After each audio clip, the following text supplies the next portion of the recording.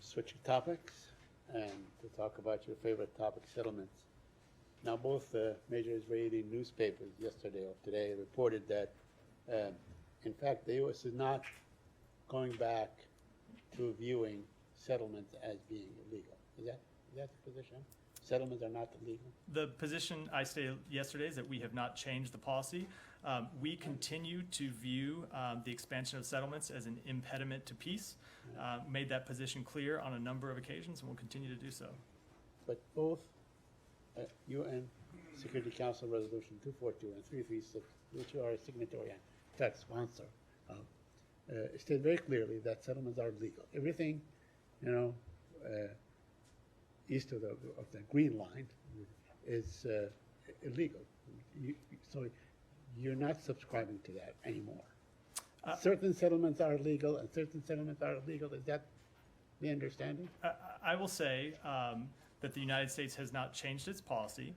I don't have any announcements on that front, but our views have been clear and consistent that the expansion of settlements undermines the geographic viability of a two-state solution. It exacerbates tensions. It further harms trust behind the parties.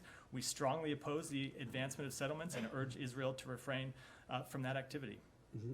What about the legal outposts? There were 7 legal outposts announced, I think, last week or established by the settlers. Are you aware of that? Did you issue any statement on that?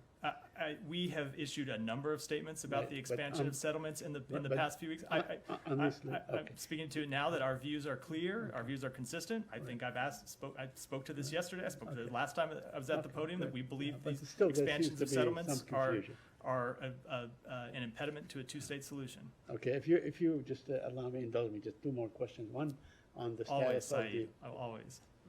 Thank you. I appreciate it. And I thank my colleagues as well. Yeah, it's their indulgence. Yeah, that's not mine. So on the office of the Palestinian, the American envoy to the Palestinians, has there been any change in the status of that office? There's been calls by certain congressmen to actually abolish that office.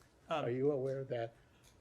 I have seen those calls, and I will say that that office does very important work on our diplomatic efforts in the region, and we think it's important that it continue to be allowed to advance that work.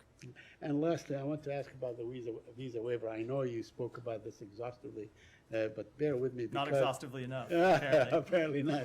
There's always something new. Anyway, so the confusion on, I know that all all American citizens must be treated equally and so on upon entry. What about travel within the West Bank? What about, because there are checkpoints and so on? So we made clear that with respect to the visa waiver program, that we continue to work with Israel towards fulfilling all of the requirements.